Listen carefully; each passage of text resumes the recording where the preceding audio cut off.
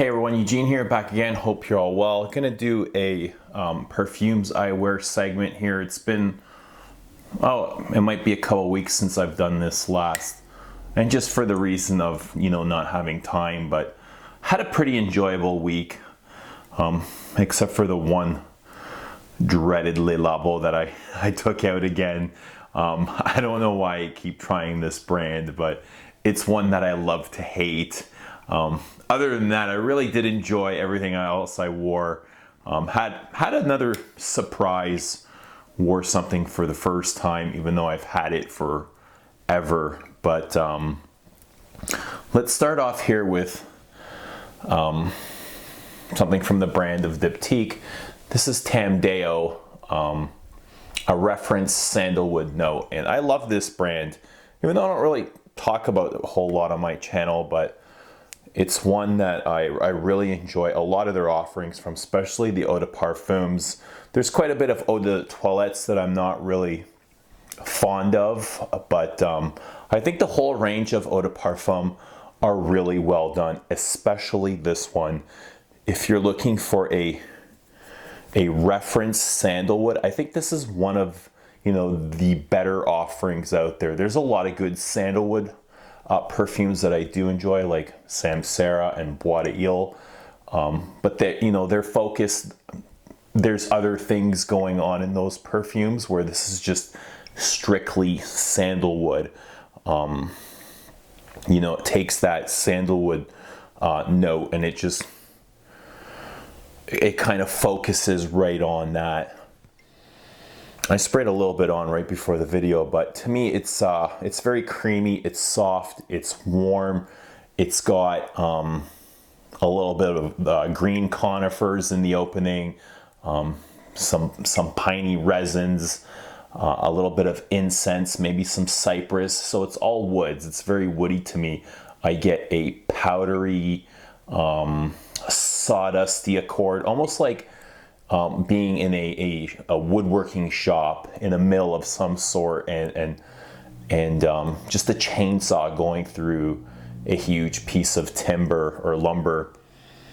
It's definitely sawdusty, cedary, and the dry down has this gorgeous sandalwood note, very creamy, soft, warm, a little bit vanillic. There is a really nice green touch in the opening to this that I really love. An excellent perfume. The only thing to me, okay, it lasts. The only thing is the dry down might be a little bit boring. After the first hour, it doesn't change a whole lot. It is quite linear. So I do like to refer to this as the Invasion Bar effect. Beautiful fragrance, wonderfully crafted. It's got everything except for the exciting dry down, which is, I don't mind so much. I do enjoy wearing this, and just how well made it is. That's the part I really do enjoy. But for those people looking for an action-packed fragrance, you're not going to find it in this. This is more sheer beauty than it is adventurous. Next we have, this is the one I was talking about from Le Labo. This is Thé Noir. This is probably one of the least liked fragrances in my collection. I don't know why I keep doing this to myself, but I oftentimes take out fragrances that I don't enjoy, and just really to study what it is that I don't like about them. And to me, this is just a very technically challenged perfume. I'm gonna spray a little bit on. It just doesn't know what it wants to do.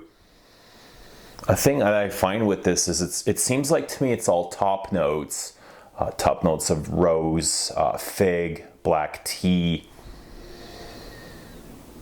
Nothing really heavy or substantial to this. So, to me, the opening, this kind of seems like it's starting off in the mid or in the dry down, and there's no real development to this. It just kind of Each note is working on its own. There's no harmony to this perfume.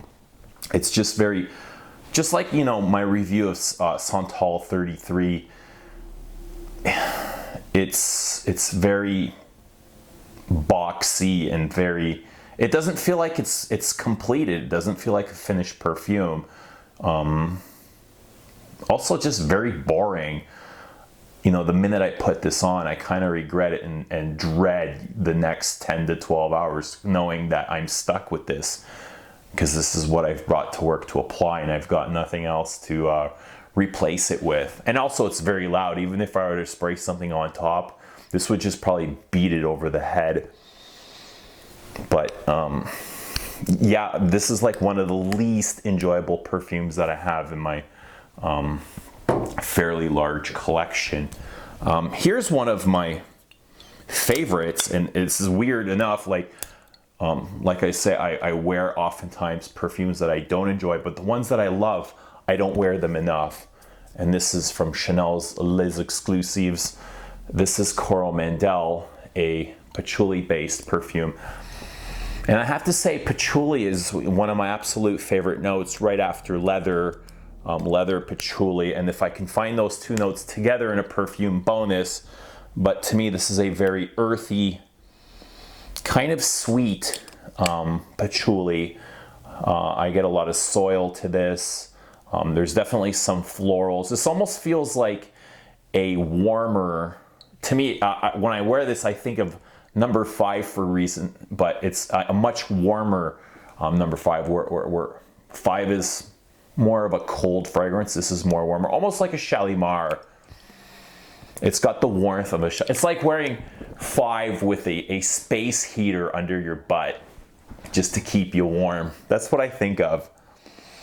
But I love patchouli, and in here it's a wonderfully crafted patchouli with a little bit of incense. It's a very airy incense. I don't get that heavy frankincense resins from this that a lot of people talk about. You know, no matter how many times I take this out, it's never been that dry, churchy frankincense. And I almost feel like I'm missing out when I see those reviews. Like, I want that. I love frankincense as a note, but I don't get that. To me, this is more of an airy incense.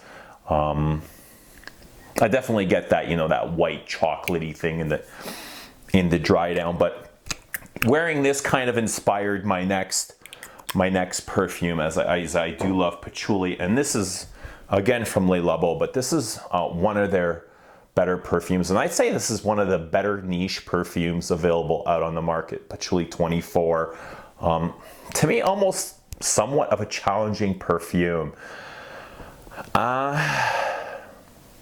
Very complex, very rich, very deep, constantly changing and evolving and progressing. And you know, if you don't keep up, it's going to leave you behind.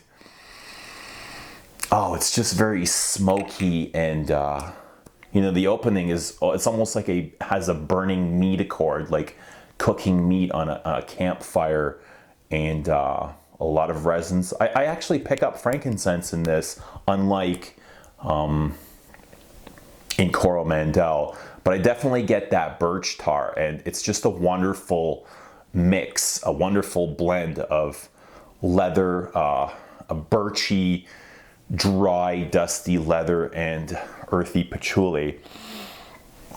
And interestingly enough, I gave a spray of this to a guy at work, and he came running back the next day. He's like, "Where can I find this? This is amazing. My wife loved it. And even after I took a shower, I could still smell it." And I said, "Yeah, I agreed. It's totally amazing." And when I wear Coromandel to work, I had the same thing. I had a guy run after me and saying, "What are you wearing? You know, I need to know." Like, I said, I'll bring you a sample, have enough at home to share.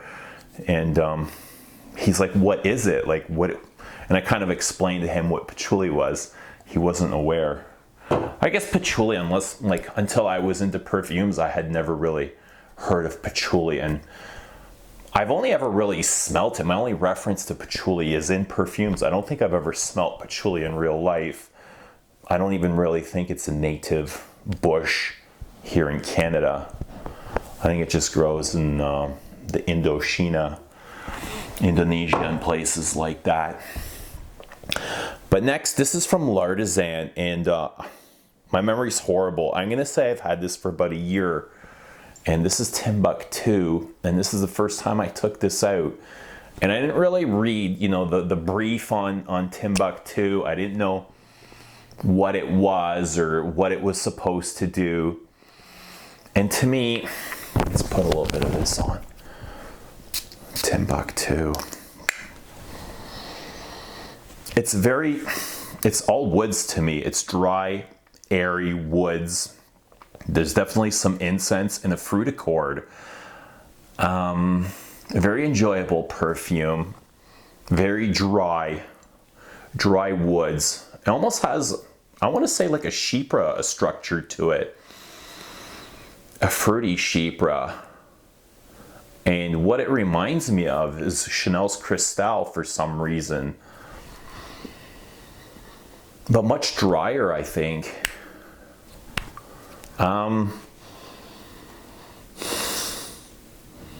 It's definitely got some greenness to it. The one thing that kind of concerned me was the lasting power. You know, I got 6 hours from it, which is okay. I'm not complaining because I can always reapply. And I never really have trouble with performance on my skin. But this is one that kind of underwhelmed me in the performance department. But other than that, I really did enjoy it. I did get really nice sweetness from that fruitiness. And I wouldn't call this a fruity perfume at all, but there were just kind of moments where the fruit would kind of pop up on my skin. But that's just kind of been my week. I did pick up a couple of things that I'm going to share with you in another video. I'm really excited about opening them up and sharing them with you guys. Anyway, I'd love to know what you guys are wearing this fall season. Always looking to find something new. Hopefully you guys can find something new from my videos as well. Anyway, want to thank you all for watching, and we'll see you soon.